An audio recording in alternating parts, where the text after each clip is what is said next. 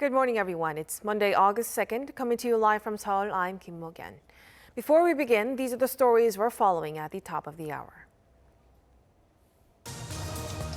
South Korea reported more than 1,200 new COVID-19 cases Monday, slightly dropping due to the weekend effect. But authorities still remain on alert as they plan to raise the level of social distancing if the situation doesn't improve by the end of this week. The global COVID-19 tally is expected to surpass the 200 million mark this week, fueled by the rampant spread of the more contagious Delta variant in many parts of the world. And as the time for annual Seoul, Washington military exercises draws near, the sister of North Korean leader Kim Jong-un warns military exercises will cloud the future of inter-Korean relations. The U.S. says the issue must remain between the two allies.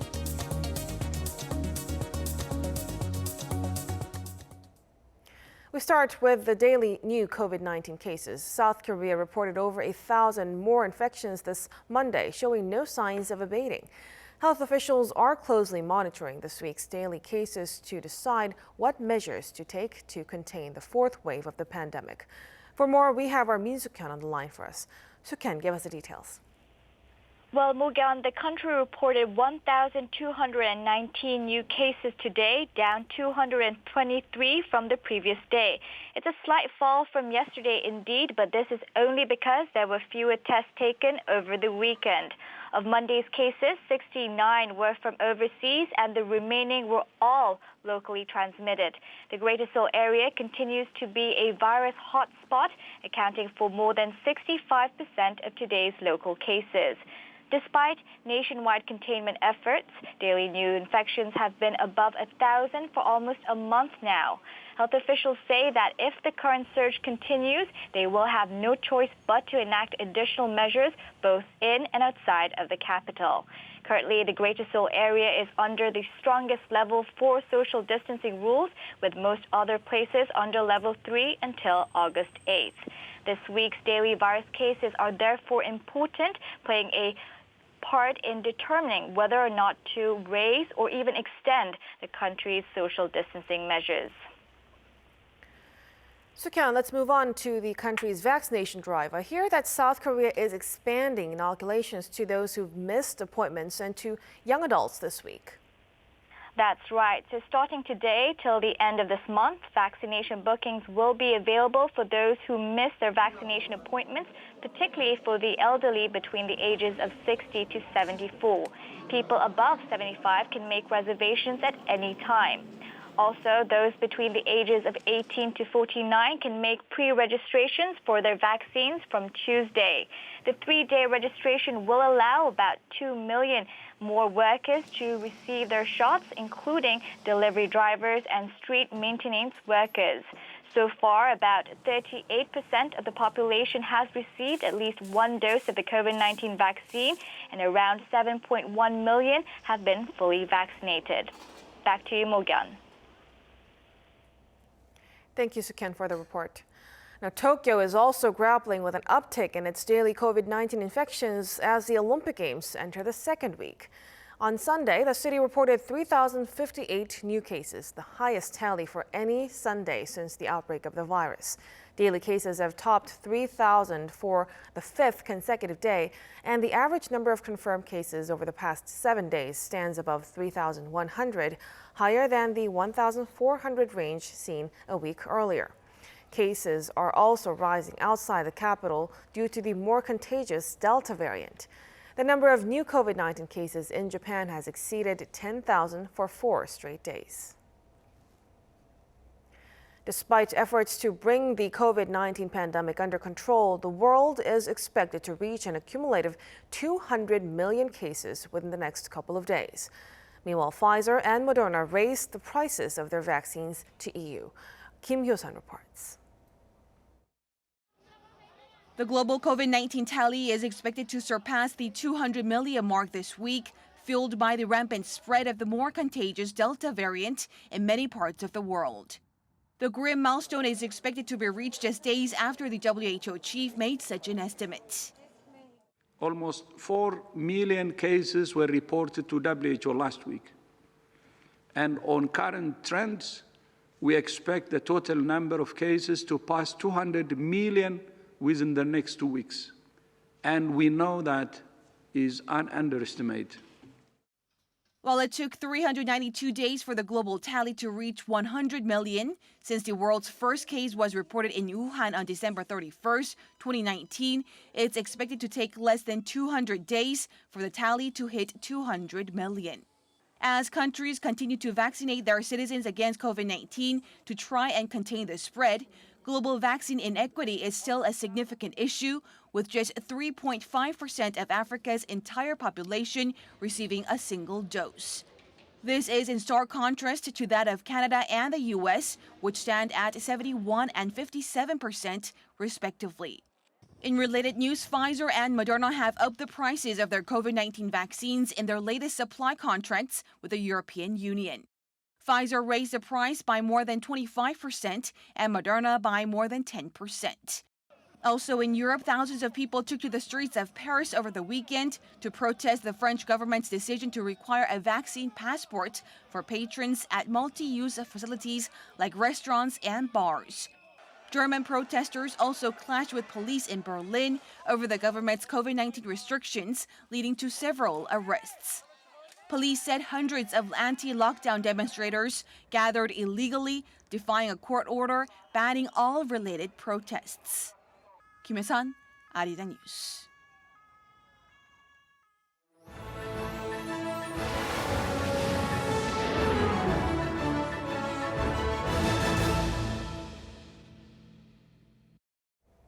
We are now halfway through the Tokyo 2020 Olympics, and this past weekend was filled with surprises and action-packed moments. South Korea bagged a few medals, but most importantly saw some up-and-coming stars in events that the country traditionally hasn't performed well in. For more on this, we have our Kim Do-yeon at the News Center. Do-yeon, some emotional moments over the weekend. Mogen, that's right. For South Korean fans, there were some ups and downs over the weekend as some grabbed medals while some unfortunately didn't. But among the ones that didn't win a medal, there was a South Korean high jumper who couldn't have asked for more than what he achieved during the Olympics. And that's Sang-hyeok, who made history on Sunday by setting a new national record in the final. He cleared 2.35 meters, a centimeter higher than the previous national record. He finished fourth in the end, another record as that's the highest a South Korean has ranked in any Olympics track and field event. After the final, he said he was surprised by his performance and vowed to aim for gold at the 2024 Olympics. Another historic moment came from another field South Koreans have yet to succeed in. Artistic gymnast Yeo Seo-jeong won the bronze medal in women's vault Sunday, becoming the first South Korean woman to win an Olympic medal in the competition. An amazing achievement for her, but as it turns out, it's a skill that runs in the family. Lee Seung-jae reports. A special moment at the 2020 Tokyo Olympics on Sunday, as artistic gymnast Yeo Seo-jeong won the bronze medal in the women's vault, becoming the first South Korean female athlete to win an Olympic medal in the event. The 19-year-old scored an average of 14.733 after 2 attempts, thanks to a variation of one of her father's skills, the Ya-2. Her father is Yeo Hong-chul, a legendary gymnast in his own right, who won silver at the 1996 Atlanta Olympics in the men's vault competition. More than a quarter of a century later, Seo-jeong's bronze makes the Yeos the first father-daughter duo from South Korea to have won Olympic medals. The elder Yeo performed his Ya-2 with a 900-degree twist at the end, while the younger Yeo completed a 720-degree twist. However, the daughter's vault is the most challenging move in the women's competition, with a difficulty score of 6.200 points. After her podium finish, the teenage gymnast spoke about moving out of her father's shadow, admitting to the added pressure that comes with being the daughter of an Olympic medalist. But with a bronze medal in her pocket, she has another goal in sight, working hard and trying to beat him. Of course, for that, she needs to win gold at the 2024 Paris Olympics. But fortunately for her, she has age on her side and plenty of time to perfect her moves in the meantime. Lee Seung-jae, Arirang News. Now coming up next in artistic gymnastics for South Korea is a potential gold medal in the men's vault. Shin Jae-hwan, the current world number 1, qualified for final with the best average score of 14.866. He is expected to go with the same routine in the final round. That said, if he can maintain his quality of performance, it is highly unlikely that he will win the gold around 7 p.m. on Monday. He is also on the way to replacing compatriot Yang Ak-sun as a face of gymnastics in South Korea. Yang Ak-sun is also competing in the vault at Tokyo 2020, but it's unlikely that he will participate in the final. The South Korean men's baseball team will play their first knockout game of the Tokyo Olympics against Israel at noon Korea time. If they win, South Korea have a ticket to the semi-finals. Team Korea made it to the knockout stage after they scooped a victory from the jaws of defeat Sunday in their final tournament round game against the Dominican Republic. Trailing 3-1 at 1 out, at the bottom of 9th inning, Park Hae-min and Lee Jung-hoo each batted in a run to tie the game. Then, Captain Kim Hyun-soo hit a walk-off for the nail-biting 4-3 win. Elsewhere, Italian sprinter Marcell Jacobs shocked the world Sunday, winning gold in the men's 100 meters. Jacobs finished in 9.8 seconds, beating his personal best to become the world's fastest man. Ahead of the final, the 26-year-old was not well known, having only made it to the semi-final of the 100 meters at the 2019 World Championships. The win makes him the first person to take 100-meter gold after 3 Olympics, following now-retired Usain Bolt's stranglehold on the event from 2008 to 2016. Alexander Zverev has taken the gold in men's singles tennis, marking the highest point of his career to date. The German star, who ranks number 5 in the world, beat Russian Karen Khachanov, ranked 25 in the world, relatively comfortably in 2 sets to claim the title. Prior to this, he brought fans one of the biggest upsets in Tokyo 2020 as he beat Novak Djokovic, the world number 1, who was looking for the Grand Slam in a calendar year title. After gold medal match, he showed his emotions by crying into his hands as he became only the 2nd ever German to win gold in Olympics tennis after Steffi Graf. Finally, let's take a look at where countries stand in the medal rankings, as well as some of the exciting events to watch out for throughout the day. I'll be back with more in a later newscast.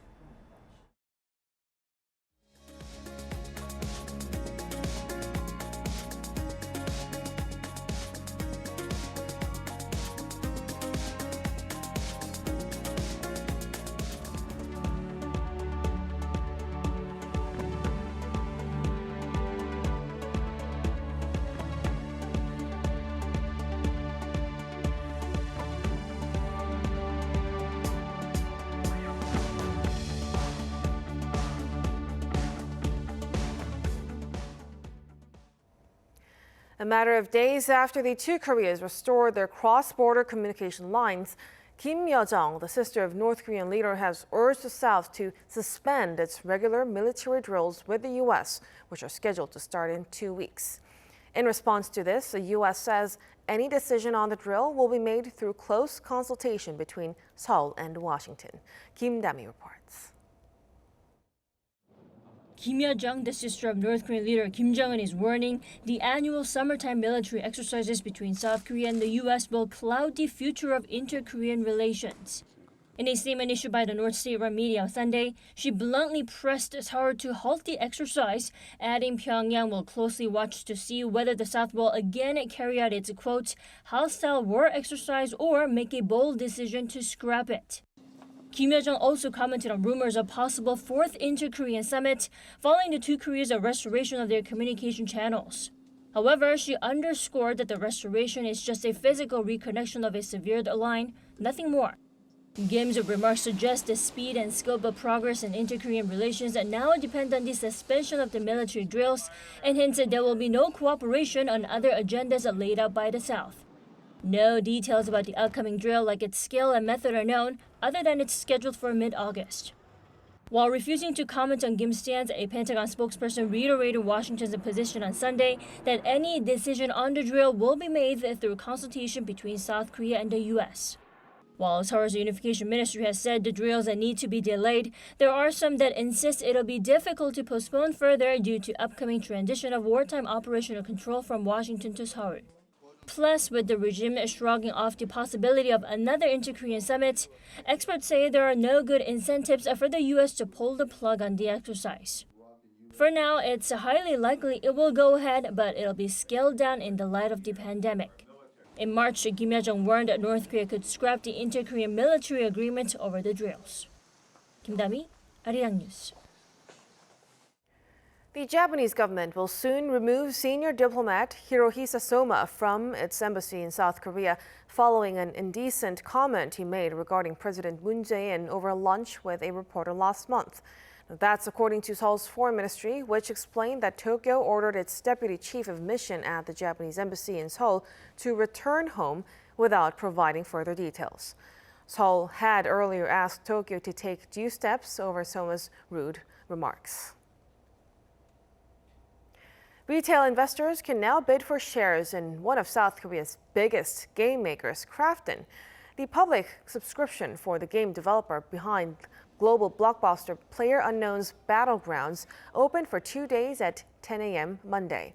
Ahead of its debut on the benchmark Kospi next Tuesday, Krafton has priced some 5.6 million new shares at around $432 each. To reserve a single share, investors have to deposit at least half the price of 10 shares. Krafton's regulatory filings said the IPO would raise about $3.7 billion, making it the second largest IPO in the country. 1 in 5 people over the age of 65 live alone in South Korea. According to the 2020 population and housing census provided by Statistics Korea, more than 1.6 million elderly people live without a spouse or children. Now, this is up by nearly 36% compared to data compiled in 2015. The number of people in single-person households over the age of 80 has also jumped 50% in the same time period. Most elderly single-person households are located in regions outside the Greater Seoul area, with the highest proportion in Jeollanam-do province at almost 14%. Now let's take a look at some of the major economic news to come this week. South Korea is set to release its consumer price index as well as details on its foreign exchange reserves. Our Sang-hyeok reports. Statistics Korea on Tuesday is set to release the consumer price index for July. The index increased by 2.4% in June on year, although it showed a slight decline from 2.6% in May, which was the biggest spike in 9 years. The index has been increasing for most of the year, pushing up domestic inflation. The increase was largely due to a rise in the cost of agricultural and livestock products. The price of eggs surged by almost 55%, garlic by just under 49%, and red pepper powder by 35%. When it comes to egg prices, the agency attributed the jump to a shortage of laying hens due to avian influenza. The consumer price index is one of the major barometers to inflation, which could harm the economy. However, with several daily foods, including ramyeon, Koreans' favorite instant noodles, either rising or considering rising their prices, the domestic consumer prices appear set to rise for some time. On Wednesday, the Bank of Korea will release the country's foreign exchange reserves for July. The reserves in June declined for the first time in 3 months, down to around $454 billion. They were also down $2.4 billion from the all-time high record in May. The central bank explained that a fall in assets held in foreign currencies at financial institutions and a rising $1 exchange rate have primarily caused the decrease. The Federal Reserve is expected to reduce its monthly asset purchases in the near future. This could result in a stronger US dollar and another drop in the foreign exchange reserves in South Korea. Sang-hyeok, Arirang News. Sunday marked 6 months since the start of the military coup in Myanmar, and since then, little has changed, with at least 940 citizens having lost their lives over that time. According to the Assistance Association for Political Prisoners, more than 5,400 people have been detained and arrested, and arrest warrants for nearly 2,000 people issued since the start of the coup in February. The UN's top aid official added that more than 200,000 people have been displaced to date. Meanwhile, military leader Min Aung-hyang declared himself prime minister on Sunday, saying the country will be under the extended state of emergency until elections are held in about 2 years. Tensions are threatening to bubble over in the Middle East after Israel accused Iran of conducting a deadly drone strike last week on an oil tanker off the coast of Oman.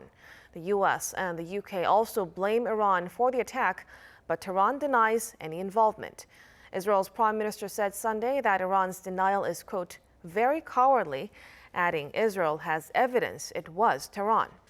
The attack, which reportedly ripped a hole in the top of the vessel, killed a British security guard and a Romanian crew member. More and more young people across the globe are becoming interested in art investment. They search for unique paintings that are investment worthy and don't hesitate to buy them. Our Kim Bo-kyung brings us the latest trend.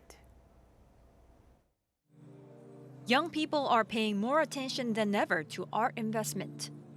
As the pandemic gripped the globe, it forced in-person art auctions and galleries to go online. The move online led millennials to enter the art collecting sphere. According to Art Basel and UBS's Global Art Market report, millennial collectors were the highest spenders in 10 key art markets last year. And South Korea is no exception. The MZ generation, millennials and Generation Z, who were born from the 1980s to 2000s, are showing a great interest in art investment. They are very practical and very interested in investment techniques. Easy access to the art market through mobile applications also contributed to this trend. Fine art investment is no longer only for the rich.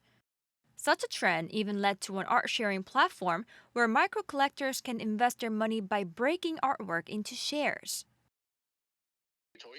The units for the group purchase are priced at 10,000, 100,000, and 1,000,000 won. The MZ generation accounts for 60% of art purchases for 10,000 to 100,000 one-unit share art pieces. Through this, we have come up with a way for the youth to also invest in a high-price artwork. New types of art fairs targeting these young generations are emerging too. The art fair Urban Break is full of contemporary urban artwork aimed at millennials and Generation Z. At the entrance, an 18-meter-wide media art screen welcomes young art collectors. The fair features inspiring art pieces, including a large-scale installation work by Toolboy, which is made up of worn-out wipers. Newly emerging concepts such as NFTs or non-fungible tokens are also presented at the fair. This is the second year of the art fair and we can feel their heated interest. Lots of MZ generation are visiting and asking questions through social media. With more and more business models and markets targeting young people, this trend could be around for some time. Kim Bo-kyung, Arirang News.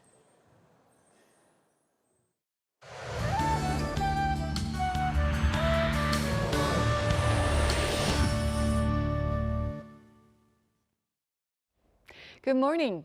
It's a rainy and gloomy start to the new work week. It's been raining in parts of the west, including here in Seoul, but will expand nationwide as the day goes on. And it's going to rain throughout the day today, so please keep an umbrella handy. 5 to 16 millimeters of precipitation is in store nationwide, and rain will pick up after lunch in the capital region. Heat warnings have been downgraded to advisories for many central regions, and that's including here in Seoul, with an expected high of 30 degrees Celsius this afternoon, but Daegu will be still blistering hot at 33 degrees. Well, there will not be stifling heat for this week, with highs hovering in the low 30s, but do expect continuous tropical nights. Well, along with the rain, humidity will rise to 70 to 100% on top of the heat, forming ideal conditions for bacterial growth. The crisis alert for food poisoning is the highest across Korea. So please be mindful of food safety and stay sharp before, during, and after cooking. That's Korea for you, and here's a look at the weather conditions around the world.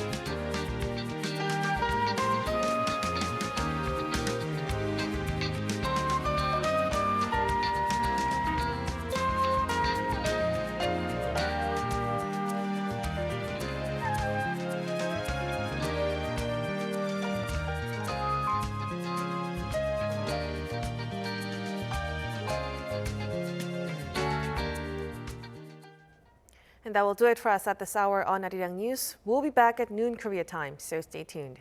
Thank you for watching and goodbye.